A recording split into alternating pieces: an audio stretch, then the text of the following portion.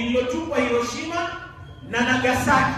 Jamani, nawauliza ndugu zangu Waislamu, aliyetupa bomu Hiroshima na Nagasaki ni Muislamu? Ni Muislamu? Si Muislamu, lakini haitajwi. Leo ni Muislamu mmoja tu akifanya kitu, basi Uislamu mzima inakuwa labeled kwamba hii ni religion of violence. Let us be clear, kwa ulimwengu mzima ijue kwamba Mzayuni ndo amemchokoza Filistini. Mwaka 1947 wameingizwa Filistini kimabavu, wameingia Filistini kama refugees. Hawana hata kitu cha kuvaa, hawana hata viatu, wanakaribishwa njooni tukae. Leo wewe unamkaribisha mtu nyumbani kwako, karibu, unampa chakula, unampa maji ya kuoga, kesho anakuambia bado unajua hii bedroom sasa ni yangu.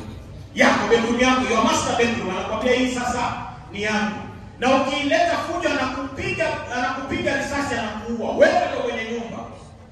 Sasa leo tutasema kwamba Uislamu ni religion of violence. Pale Filistini kuna mpaka wa Kristo.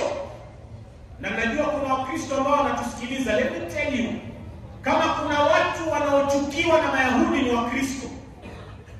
Wameuawa Filistini, makanisa yameflateniwa. Eti leo unaona watu wa Kristo wanakwenda kuandamana in solidarity with Israel, nchi ambayo haimtambui.